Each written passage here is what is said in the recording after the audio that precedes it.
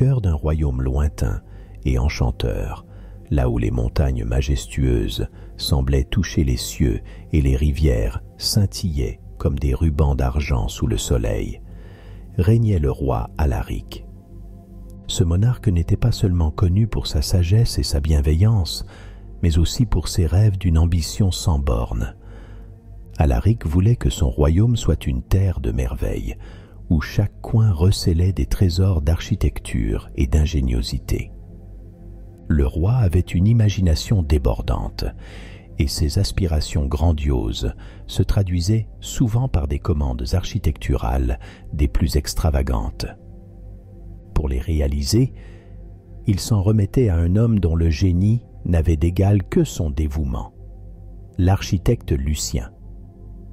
Ce dernier était une légende vivante, connu pour sa capacité à transformer les rêves les plus fous en réalité tangible. Ses œuvres étaient disséminées dans tout le royaume, des palais flottants sur les lacs sereins, des jardins suspendus défiant la gravité, et des tours qui semblaient vouloir percer les cieux étoilés. Un soir d'hiver, alors que les flocons de neige dansaient dans l'air glacé, le roi Alaric convoqua Lucien dans ses appartements privés. La lueur des chandelles faisait briller les murs ornés de tapisseries riches en histoire. Lucien, toujours humble malgré ses accomplissements, s'inclina respectueusement devant le roi. « Lucien, » commença Alaric, les yeux brillants d'excitation, « j'ai une vision qui pourrait bien être la plus grande de toutes. Je souhaite que tu construises une cité entièrement faite de lumière. Une ville qui, de jour comme de nuit, brillerait comme un phare, visible de tous les coins du royaume.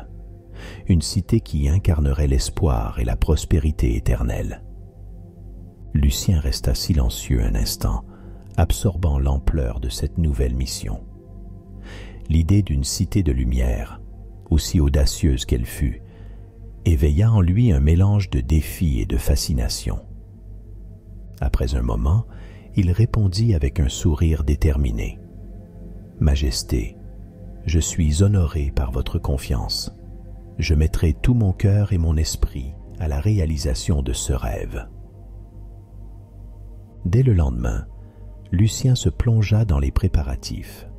Il convoqua les meilleurs artisans, scientifiques et magiciens du royaume, car il savait que ce projet nécessiterait une synergie entre savoirs ancestraux et innovations modernes. Les jours suivants furent marqués par des réunions intenses, des échanges d'idées et des esquisses détaillées. Lucien savait que pour construire une cité de lumière, il lui faudrait découvrir des matériaux aux propriétés extraordinaires. Il voyagea à travers le royaume, explorant des mines anciennes, consultant des alchimistes et des sages. Lors d'une expédition dans une vallée reculée, il découvrit des cristaux aux propriétés luminescentes, capables de capturer et de diffuser la lumière de manière éblouissante. Avec ces cristaux en main, Lucien retourna à la capitale et commença à expérimenter différentes techniques de construction. Les murs de la cité, faits de cristaux enchâssés dans des structures de métal léger mais solides, commencèrent à prendre forme. À mesure que la cité se construisait, les premiers rayons du soleil et de la lune qui la touchaient créaient un spectacle féerique, reflétant une lumière douce et envoûtante. Mais chaque grand projet s'accompagne de défis. Lucien devait faire face à des forces naturelles imprévues, comme des tempêtes et des séismes, qui menaçaient de ralentir ou même d'anéantir ses progrès. De plus, au sein de la cour royale, certains membres voyaient d'un mauvais œil la faveur que le roi portait à Lucien et cherchaient à saboter son travail. Cependant, soutenu par la confiance indéfectible du roi et par son propre génie, Lucien persévéra, surmontant chaque obstacle avec une ingéniosité sans pareille. Chaque nuit, après une journée épuisante de travail, Lucien se retirait dans son atelier, contemplant les maquettes de la cité et perfectionnant chaque détail. Il savait que cette cité de lumière n'était pas seulement une merveille architecturale, mais un symbole d'espoir et d'inspiration pour tout le royaume. Ainsi commence l'histoire de Lucien, l'architecte des songes du roi et de la cité de lumière, un projet qui allait non seulement défier les lois de la physique et de la magie, mais aussi unir un royaume entier dans une quête commune de grandeur et de beauté éternelle. Un soir, alors qu'il était plongé dans ses croquis, une idée germa dans son esprit. Et si la lumière n'était pas seulement un élément esthétique, mais aussi fonctionnel?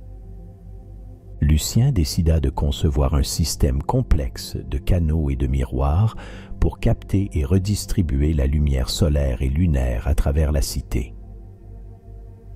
Ce système permettrait non seulement d'éclairer la ville, mais aussi de fournir de l'énergie pour les besoins quotidiens des habitants. Pour mener à bien cette nouvelle innovation, Lucien fit appel à Léonard, un ingénieur réputé pour ses inventions avant-gardistes. Léonard, captivé par le projet, rejoignit l'équipe avec enthousiasme. Ensemble, ils commencèrent à dessiner les plans d'un réseau sophistiqué de capteurs de lumière et de conduits réfléchissants. Pendant ce temps, les travaux avançaient à un rythme soutenu. Les fondations de la Cité de Lumière étaient posées, et déjà, les premiers bâtiments s'élevaient, scintillant sous les rayons du soleil.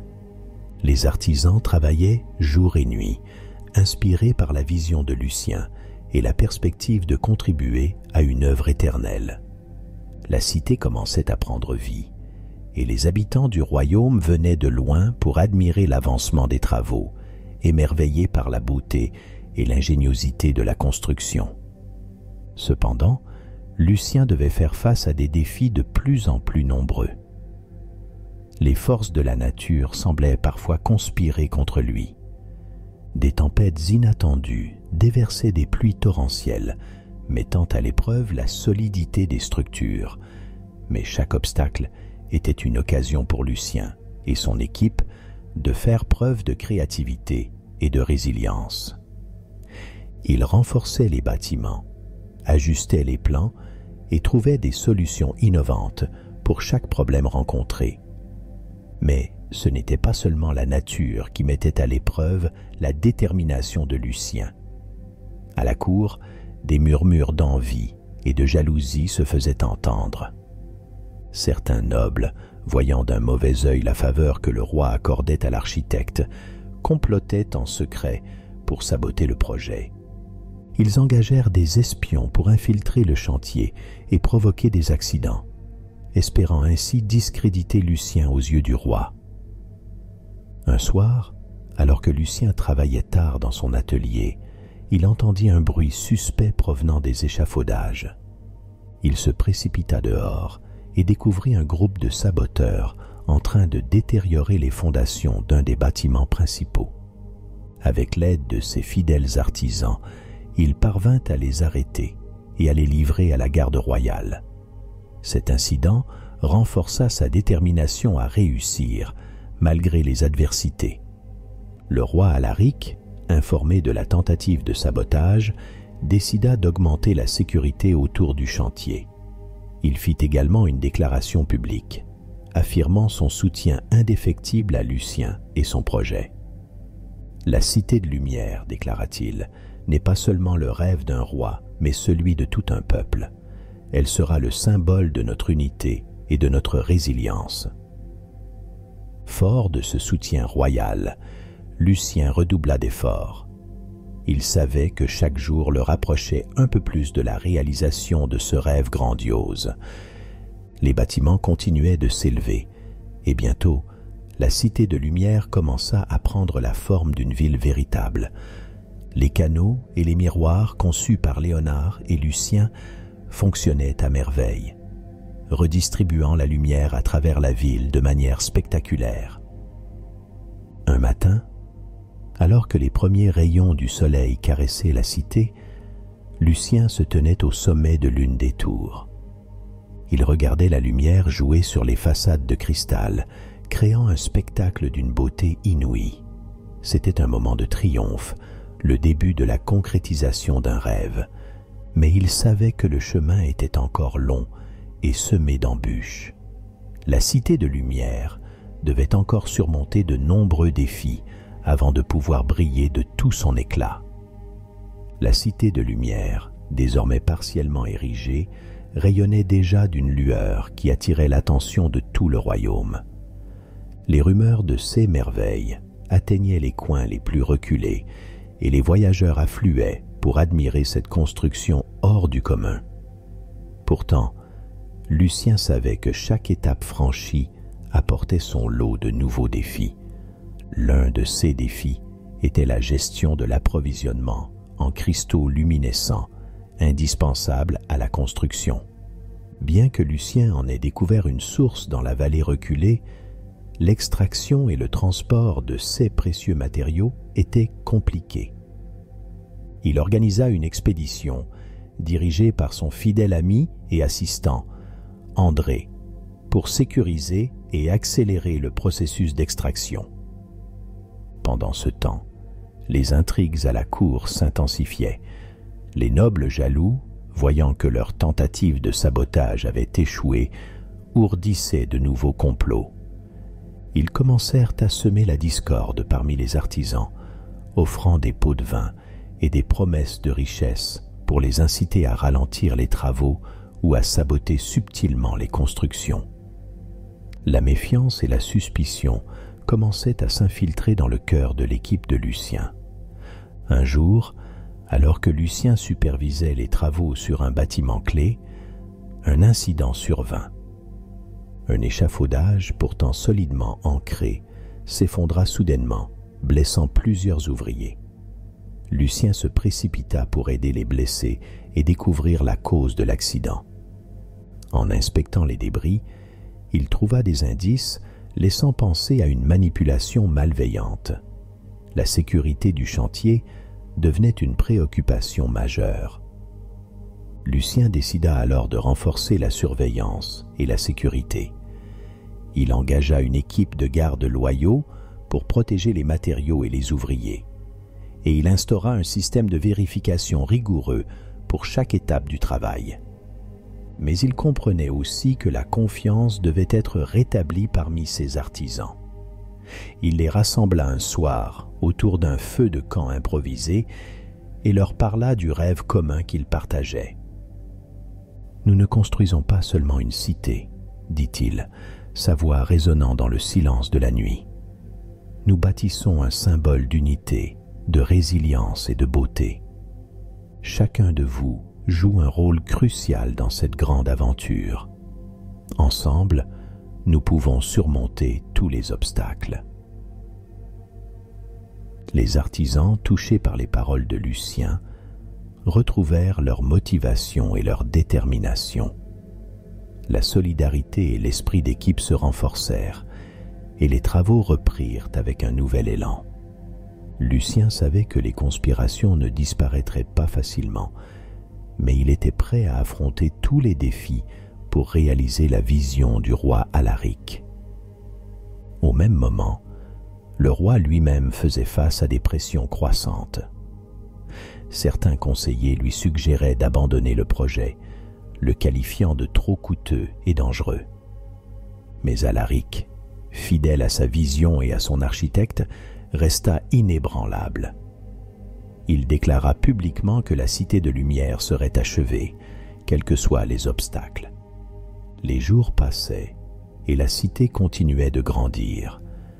Les bâtiments scintillaient sous le soleil et la lumière réfléchie par les cristaux créait des jeux de couleurs enchanteurs. Les systèmes de distribution de lumière, conçus par Léonard et perfectionnés par Lucien, fonctionnaient à merveille, éclairant la ville de manière uniforme et efficace. Un soir, alors que Lucien travaillait tard dans son atelier, il reçut une visite inattendue.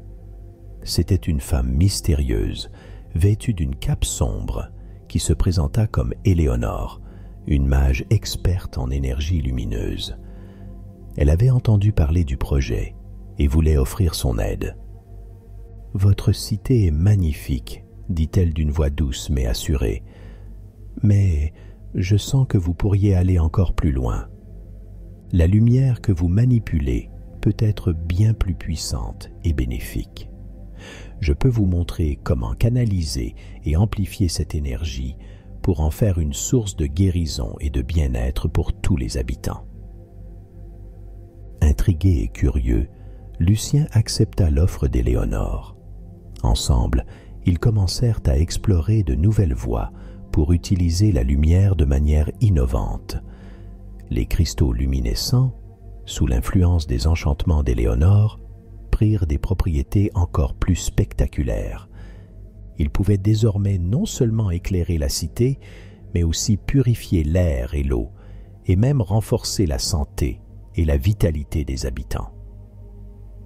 La cité de lumière prenait une nouvelle dimension, dépassant les attentes initiales du roi Alaric et de Lucien. Mais ce progrès rapide et impressionnant attira encore plus l'attention des ennemis cachés. Les défis se multipliaient et l'ombre des intrigues continuait de planer sur le chantier. Lucien, soutenu par ses amis et par la vision lumineuse d'Éléonore, se tenait prêt à affronter ces nouvelles épreuves. La cité de lumière était plus qu'un projet architectural. Elle était devenue une quête de lumière et de vérité, un symbole d'espoir dans un monde de plus en plus sombre. L'aube se levait sur la cité de lumière, et ses murs cristallins renvoyaient des reflets dorés qui illuminaient le paysage environnant. Lucien, désormais accompagné d'Éléonore, continuait de travailler sans relâche pour perfectionner chaque détail. La magie et la science se mêlaient harmonieusement, donnant naissance à des merveilles technologiques et énergétiques que personne n'aurait pu imaginer. Malgré les progrès, Lucien savait que des dangers invisibles continuaient de menacer leur œuvre. Les ennemis du projet, jaloux et malveillants, ne se contentaient pas de simples actes de sabotage. Ils cherchaient désormais à saper la motivation et l'esprit d'équipe des artisans. Des rumeurs malveillantes circulaient, semant le doute et la suspicion. Un matin, alors que Lucien inspectait une nouvelle section de la cité, il remarqua une agitation parmi les ouvriers. Il s'approcha et découvrit qu'une étrange maladie semblait se propager parmi eux. Plusieurs hommes et femmes se plaignaient de faiblesse, de vertige et de fièvre. Inquiet, Lucien convoqua Éléonore pour examiner la situation. Éléonore, avec ses connaissances en magie et en médecine, diagnostiqua rapidement la cause, une toxine présente dans l'eau des puits avoisinants.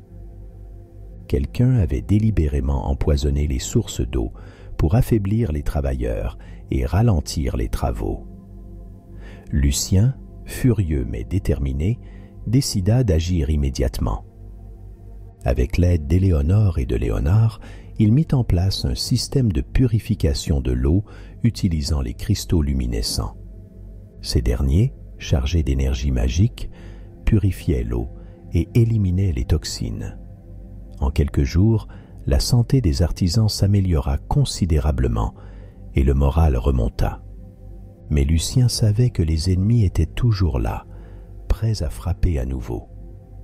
Il décida de renforcer encore la sécurité autour du chantier et de surveiller de près tous les approvisionnements en matériaux et en nourriture. Il organisa également des réunions régulières avec ses artisans pour les informer des mesures prises et les rassurer. Un soir, alors que Lucien et Éléonore discutaient dans l'atelier, elle lui confia une information cruciale. « Lucien, dit-elle d'une voix grave, je sens une présence sombre et puissante qui plane sur cette cité. Nos ennemis ne sont pas seulement des hommes jaloux, mais des forces obscures qui cherchent à détruire ce symbole de lumière. Nous devons être vigilants et prêts à affronter ces forces. » Lucien acquiesça, conscients de l'ampleur de la menace. Ensemble, ils décidèrent de renforcer les protections magiques autour de la cité. Éléonore utilisa ses talents pour créer des barrières invisibles qui repoussaient les influences néfastes, tandis que Lucien perfectionnait les structures pour les rendre encore plus résistantes. Les jours passaient, et malgré les obstacles, la cité de lumière continuait de s'élever, éclatante et majestueuse. Les jeux de lumière, amplifiés par les enchantements d'Éléonore, créaient une atmosphère de sérénité et de bien-être pour tous ceux qui y travaillaient. Les bâtiments scintillaient sous le soleil, et les nuits, la cité brillait comme un joyau sous les étoiles. Cependant, un événement inattendu vint perturber cette harmonie. Un groupe de voyageurs mystérieux portant des robes sombres et des masques se présenta aux portes de la cité. Ils demandèrent audience avec Lucien, prétendant apporter des nouvelles cruciales. Lucien les accueillit avec prudence, entouré de ses gardes et de ses plus proches collaborateurs. Les voyageurs, se dévoilant, révélèrent être des membres d'une ancienne confrérie, les gardiens de la lumière. Ils expliquèrent que leur mission était de protéger les œuvres de lumière à travers le monde et qu'ils avaient senti la naissance de la cité. « Nous sommes ici pour vous avertir, » dit leur chef, une femme nommée Marianne. « Les forces des ténèbres ont pris conscience de votre projet et elles feront tout pour le détruire. Nous sommes venus vous offrir notre aide et notre savoir pour protéger cette cité. » Lucien, bien que méfiant au début, ressentit la sincérité et la puissance de leurs intentions. Il accepta leur aide, et ensemble, ils commencèrent à fortifier les défenses de la cité, non seulement contre les attaques physiques, mais aussi contre les assauts magiques et spirituels. Les gardiens de la lumière, avec leurs connaissances ancestrales, enseignèrent à Lucien et Éléonore des rituels de protection et des techniques de combat contre les forces obscures. Chaque nuit, ils travaillaient ensemble pour ériger des boucliers invisibles et des pièges magiques autour de la cité.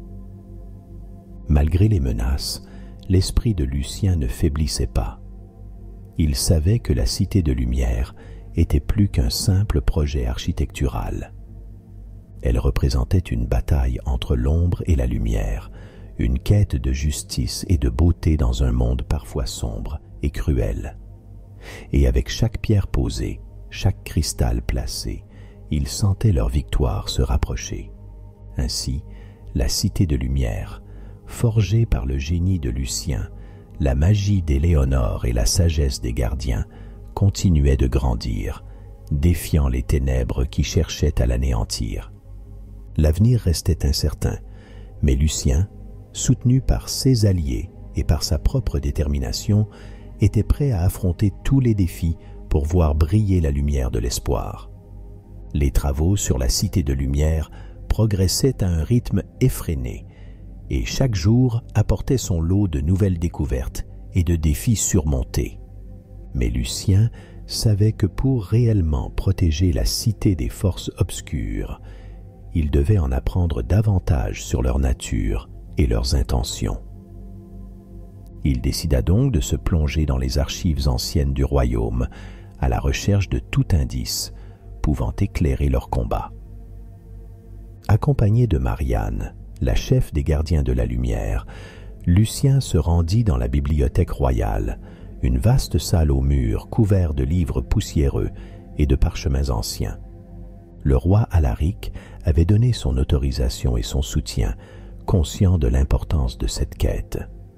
Pendant des jours, ils fouillèrent les étagères, déchiffrèrent des manuscrits oubliés et consultèrent des grimoires de magie ancienne.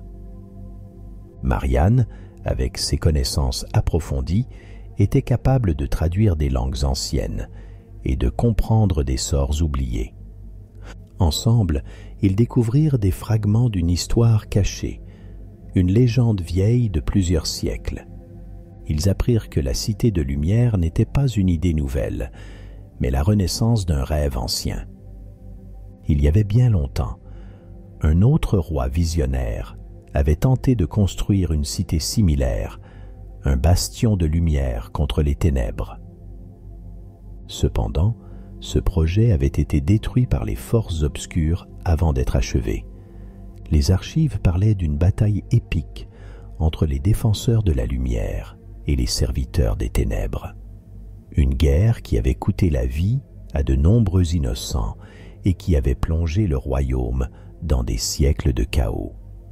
Lucien et Marianne comprirent que les ennemis qu'ils affrontaient aujourd'hui étaient les descendants ou les avatars de ces mêmes forces obscures. Ils réalisèrent également que la clé de leur victoire résidait dans les erreurs et les succès du passé. En étudiant les anciens sortilèges et les stratégies de défense, ils pourraient renforcer leurs propres préparatifs. Pendant ce temps, Éléonore et les autres gardiens continuaient de renforcer les protections autour de la cité. Ils érigèrent des barrières magiques supplémentaires, conçurent des amulettes de protection pour les ouvriers et commencèrent à former des groupes de surveillance pour détecter toute activité suspecte. Un soir, alors que Lucien et Marianne étaient plongés dans un vieux grimoire, ils tombèrent sur une prophétie. Elle parlait d'un enfant né sous une étoile particulière, doté du pouvoir de détruire les ténèbres et de restaurer la lumière. Cet enfant, selon la prophétie, devait jouer un rôle crucial dans la bataille finale pour la Cité de Lumière. Lucien, intrigué et préoccupé, décida de partager cette découverte avec Éléonore et le roi Alaric. Ensemble, ils commencèrent à chercher des indices sur l'identité de cet enfant et sur la manière de le trouver. La prophétie restait vague, mais elle leur donnait un nouvel espoir et une direction à suivre. Au fur et à mesure que les jours passaient, la Cité de Lumière continuait de croître en splendeur. Les bâtiments scintillaient sous le soleil, les jardins luxuriants fleurissaient grâce à l'énergie pure des cristaux, et les habitants commençaient à ressentir les bienfaits des enchantements d'Éléonore. La ville était un véritable havre de paix et de sérénité, contrastant avec le monde extérieur, souvent chaotique et sombre. Un matin, alors que Lucien supervisait la construction d'un temple central dédié à la lumière, un messager arriva en hâte. Il portait des nouvelles alarmantes. Des villages voisins avaient été attaqués par des créatures obscures, et les survivants parlaient de figures sombres, cherchant un enfant spécial. Lucien comprit que le temps pressait. Les forces des ténèbres étaient déjà en mouvement, cherchant à empêcher la réalisation de la prophétie. Il convoqua une réunion d'urgence avec Éléonore, Marianne et le roi Alaric. Ensemble, ils élaborèrent un plan pour protéger les villages et retrouver l'enfant prophétique. Éléonore proposa d'utiliser un ancien sort de divination pour localiser l'enfant. Avec l'aide des gardiens et des mages royaux, ils préparèrent le rituel dans le temple central, désormais achevé. Le soir venu, sous la lueur mystique des cristaux, Éléonore invoqua les forces de la lumière pour guider leur quête. Alors que le sort prenait forme, une vision apparut. Un village lointain, entouré de forêts denses, où un enfant aux yeux brillants semblait attirer la lumière naturelle. Lucien, reconnaissant ce lieu, décida de partir immédiatement à sa recherche, accompagné de Marianne et d'une troupe de gardes royaux. Le voyage fut long et périlleux, mais la détermination de Lucien ne faiblit pas. Ils traversèrent des paysages variés, affrontant des dangers naturels et des embuscades des créatures obscures. Finalement, ils atteignirent le village et trouvèrent l'enfant, un jeune garçon nommé Adrien, dont la simple présence semblait irradier une énergie apaisante et lumineuse. Convaincu d'avoir trouvé l'enfant de la prophétie, Lucien lui expliqua la situation et l'importance de son rôle. Adrien, bien que jeune, montra une maturité étonnante et accepta de les suivre pour aider à protéger la cité de lumière. Le retour à la cité fut tout aussi difficile, mais l'aura protectrice d'Adrien les guida et les protégea. En arrivant, ils furent accueillis comme des héros. Lucien savait que la bataille finale approchait, mais avec Adrien à leur côté, l'espoir renaissait. Ainsi, la cité de lumière continuait de briller, non seulement par sa beauté architecturale, mais aussi par l'unité et la détermination de ceux qui la défendaient. La prophétie avait été découverte, l'enfant trouvé, et le royaume tout entier se préparait pour la confrontation ultime avec les forces des ténèbres. Le retour de Lucien, Marianne et Adrien à la Cité de Lumière marqua le début d'une nouvelle ère de préparation et de vigilance. La prophétie était en marche, et les forces des ténèbres se rapprochaient. Le roi Alaric organisa immédiatement une réunion stratégique avec ses conseillers, les gardiens de la lumière et les chefs des artisans. Lucien prit la parole, sa voix ferme et déterminée. « Nous savons que les forces obscures sont en mouvement. Elles ont déjà attaqué nos villages et cherchent à empêcher l'accomplissement de la prophétie. Mais nous avons Adrien, l'enfant de la lumière. Ensemble, nous devons renforcer nos défenses et préparer notre peuple à la bataille à venir. » Éléonore, avec sa sagesse et sa maîtrise de la magie, proposa de créer un réseau de sorts de protection autour de la cité. Les gardiens de la lumière, experts en rituels anciens, se mirent à l'œuvre pour ériger des barrières invisibles qui repousseraient les assauts magiques. Adrien, avec sa pure énergie lumineuse, jouerait un rôle clé dans l'activation de ces sorts. Les jours suivants furent marqués par une activité frénétique. Les artisans renforcèrent les murs de la cité, utilisant les cristaux luminescents pour créer des boucliers physiques et magiques. Léonard et ses ingénieurs mirent au point des dispositifs innovants pour détecter et neutraliser les infiltrations ennemies. Chaque habitant, conscient de l'importance de la cité, participa à l'effort collectif, prêt à défendre ce symbole d'espoir et de lumière. Un soir, alors que la lune pleine éclairait la cité de ses rayons argentés, des éclaireurs rapportèrent avoir aperçu des mouvements inquiétants dans les montagnes voisines. Les forces des ténèbres se rassemblaient, prêtes à lancer une attaque massive. Lucien, Éléonore et Marianne décidèrent d'agir rapidement. Ils organisèrent des patrouilles nocturnes et établirent des postes de garde à des points stratégiques. Adrien, bien qu'encore jeune, participait activement aux préparatifs. Sa présence apaisait les craintes et renforçait la détermination de chacun. Il devint un symbole vivant de la lumière et de l'espoir, inspirant ceux qui l'entouraient. La nuit de l'attaque, un silence angoissant régnait sur la cité. Tous les habitants étaient sur le qui-vive, prêts à défendre leur foyer. Soudain, un rugissement guttural brisa le silence, suivi par l'avancée des créatures obscures. Elles se précipitèrent vers les murs de la cité, leurs silhouettes sinistres se détachant contre la lumière des cristaux. Les défenses magiques érigées par Éléonore et les gardiens de la lumière s'activèrent immédiatement. Des éclairs de lumière pure jaillirent des cristaux, repoussant les assaillants.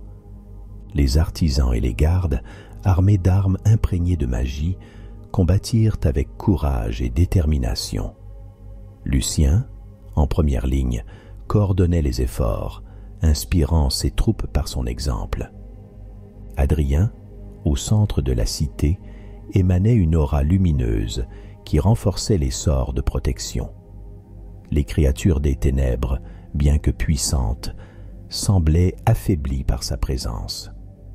Éléonore, quant à elle, lançait des sorts dévastateurs depuis les tours, ciblant les chefs des forces obscures pour désorganiser leurs rangs. La bataille fit rage toute la nuit. Chaque heure semblait une éternité, mais la lumière de la cité tenait bon.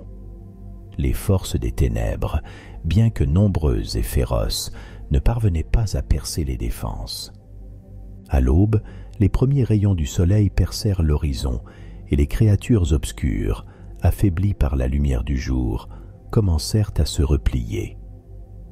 La cité de lumière avait résisté, mais le prix de cette victoire était lourd.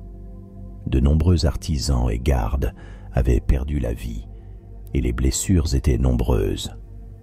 Lucien, épuisé mais indomptable, remercia ses troupes et organisa immédiatement les secours. Il savait que cette bataille n'était qu'un prélude à d'autres affrontements à venir. Le roi Alaric, profondément ému par le courage de son peuple, proclama un jour de deuil et de commémoration pour honorer les héros tombés. Il réaffirma également son engagement à soutenir Lucien et à protéger la cité de lumière, symbole de leur unité et de leur résilience.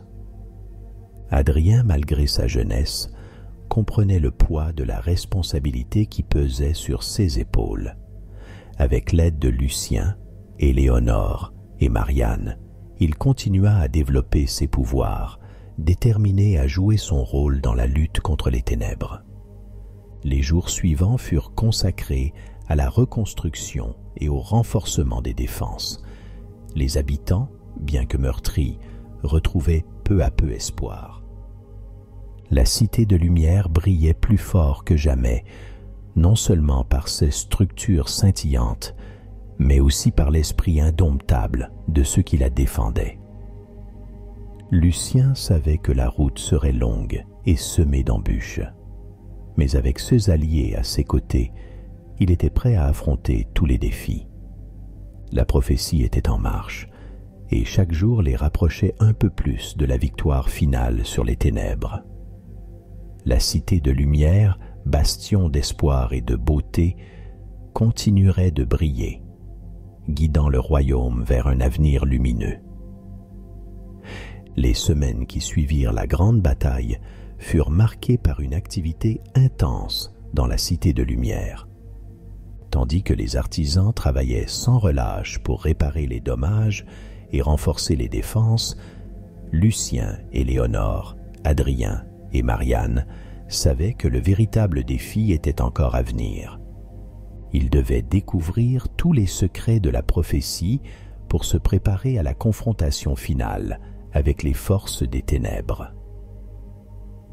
Un jour, alors qu'ils exploraient les anciens manuscrits et les archives du temple central, Éléonore tomba sur un parchemin caché dans un compartiment secret. Ce parchemin, écrit dans une langue ancienne et mystérieuse, semblait décrire un rituel sacré permettant de canaliser la pleine puissance de la lumière.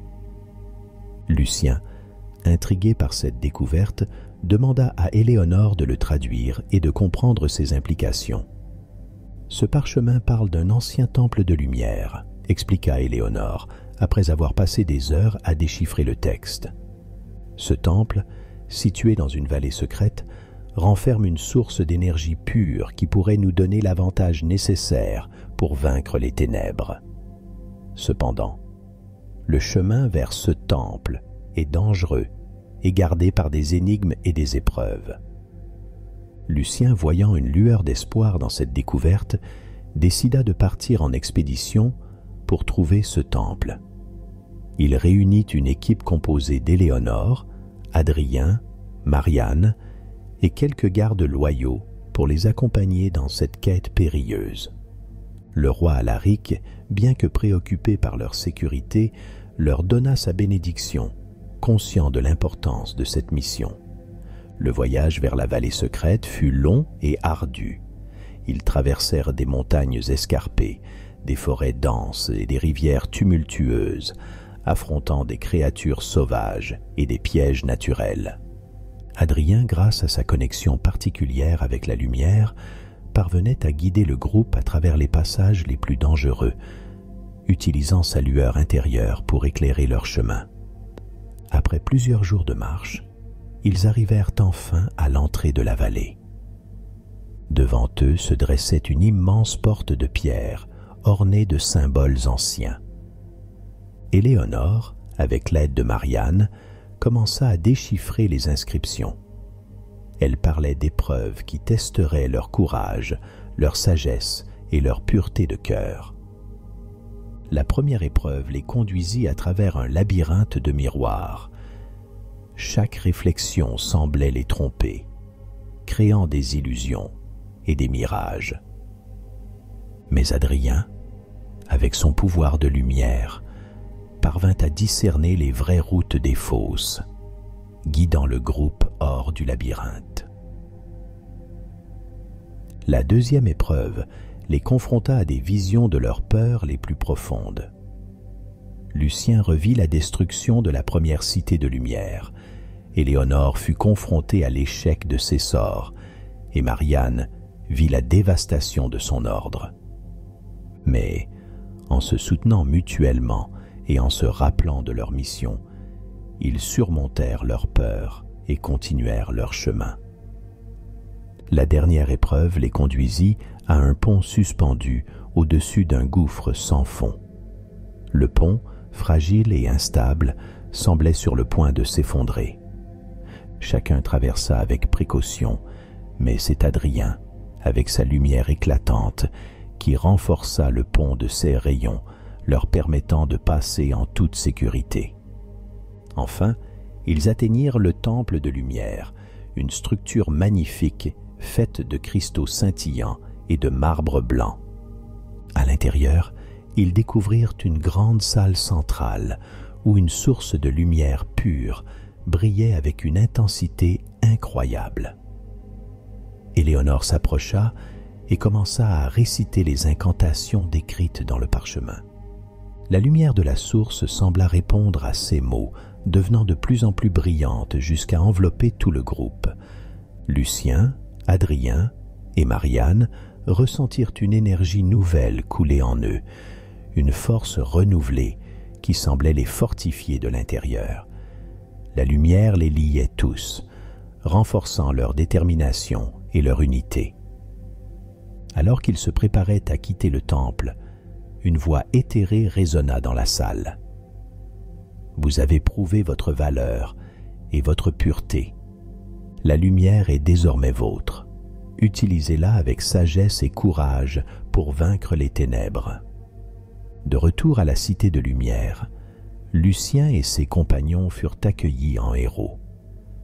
Les habitants, voyant la lueur nouvelle dans leurs yeux, comprirent que l'espoir était plus fort que jamais. Avec la puissance de la lumière pure, ils étaient prêts à affronter la bataille finale. Lucien, conscient des défis à venir, continua de préparer la cité pour la confrontation ultime. Il savait que les forces des ténèbres ne tarderaient pas à réagir, mais avec ses alliés et la lumière de leur côté, il était convaincu qu'il pouvait triompher.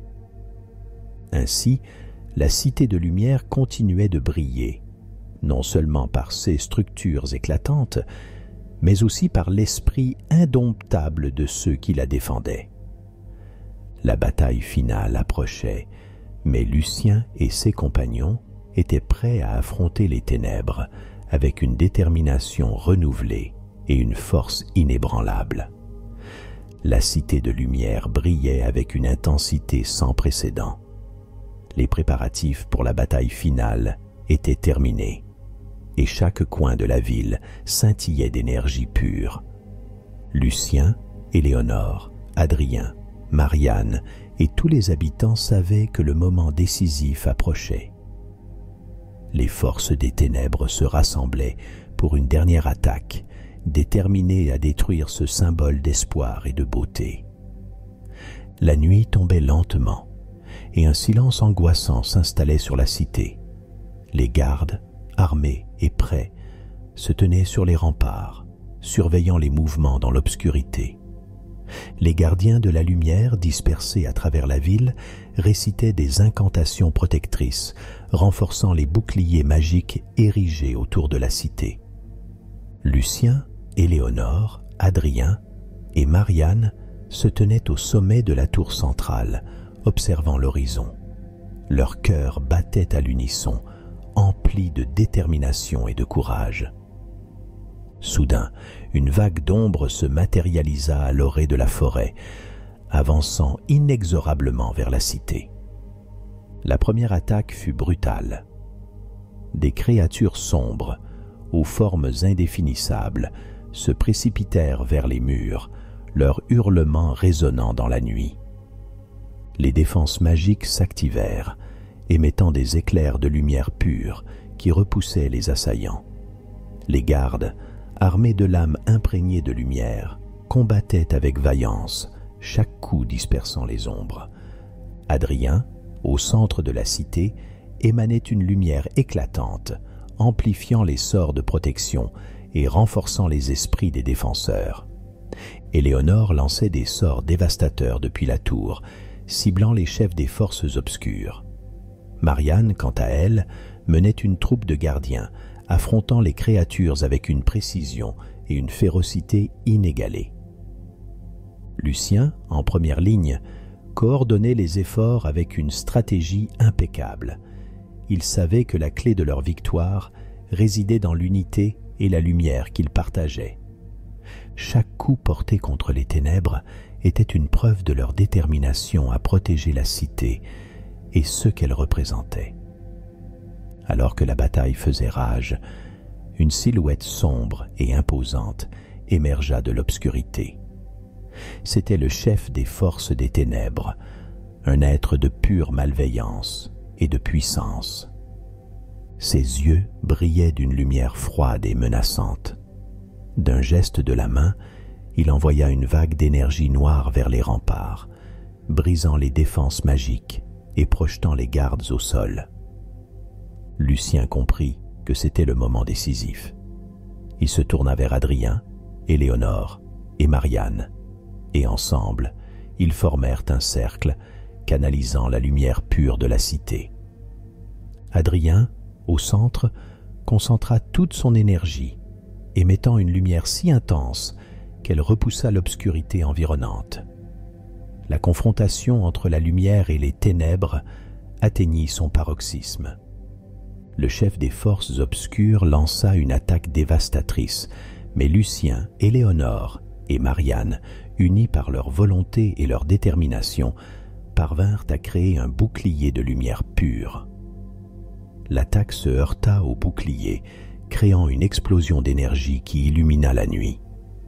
Dans un dernier effort, Adrien, canalisant toute la lumière de la cité et de ses habitants, lança un rayon de lumière pure vers le chef des ténèbres. Le rayon transperça l'obscurité, dissipant les ombres et frappant l'ennemi en plein cœur. Un cri perça l'air, et la silhouette sombre se désintégra, emportée par la lumière. Les créatures obscures, privées de leur chef, commencèrent à se disperser, désorientées et affaiblies. Les défenseurs de la cité, voyant leur ennemi en déroute, redoublèrent d'efforts, repoussant les assaillants restants. Peu à peu, la lumière triompha et les ténèbres furent chassées. À l'aube, la cité de lumière se tenait debout, intacte et resplendissante. Les habitants, épuisés mais victorieux, se rassemblèrent autour de Lucien, Éléonore, Adrien et Marianne, acclamant leur héros. Le roi Alaric, ému aux larmes, proclama que ce jour serait à jamais célébré comme celui de la victoire de la lumière sur les ténèbres. Lucien, bien que fatigué, ressentit une profonde satisfaction. La cité de lumière, symbole d'espoir et de résilience, avait triomphé. Adrien, l'enfant de la prophétie, avait joué son rôle avec courage et détermination. Éléonore et Marianne, avec leur magie et leur sagesse, avaient été des piliers inébranlables dans cette lutte. la cité de lumière continuerait de briller, non seulement par sa beauté architecturale, mais aussi par l'esprit indomptable de ceux qui la défendaient. Elle était devenue un phare d'espoir pour tout le royaume, un témoignage de ce que l'unité et la lumière pouvaient accomplir. Ainsi, la légende de la Cité de Lumière se répandit à travers les âges, inspirant des générations futures à croire en la puissance de la lumière et à se tenir unis face aux ténèbres. Et Lucien, Éléonore, Adrien et Marianne, bien que leurs noms devinrent légendaires, continuèrent de veiller sur la cité, gardiens éternels de la lumière qu'ils avaient créée.